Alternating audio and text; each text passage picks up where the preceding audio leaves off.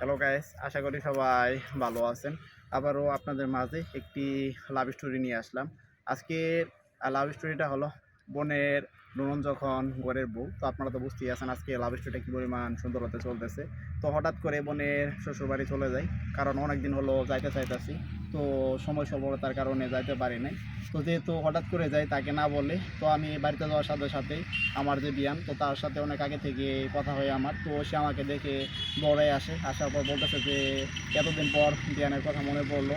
তো আমি তাকে বলি যে আপনার কি সেই মনে পড়েছে, তা তো দেখতেই পারতেছি, কারণ আপনিও তো এতদিন হয়ে গেলে একটু খোঁজখবরও নেন নাই, ফোনও দেন নাই। তো সে আমাকে একটা কথাই বলে যে আপনার বোন বলেও ফোন ধরতে দেয় না, আর ফোনের তো আশেপাশে তো আসতেই দেয় না, তার কারণে আমি ফোনও দিতে পারি না।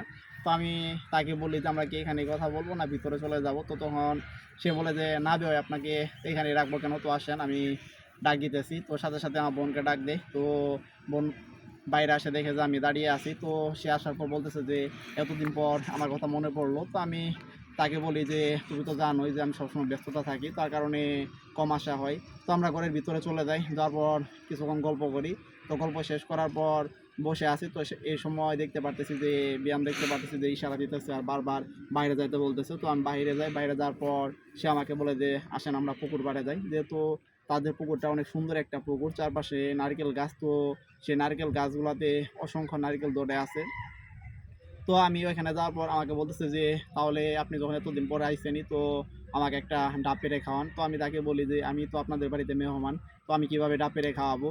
তো তাকেই আমি আর উল্টা বলি যে আপনি তাহলে আমাকে একটা খাওয়ান। তো সে সাথে সাথে বাড়ির ভিতর থেকে একটা বাঁশ নিয়ে আসে, আসার পর একটা ডাব পাড়ার পর আমরা দুজনে সেগুলো মিলে খাই।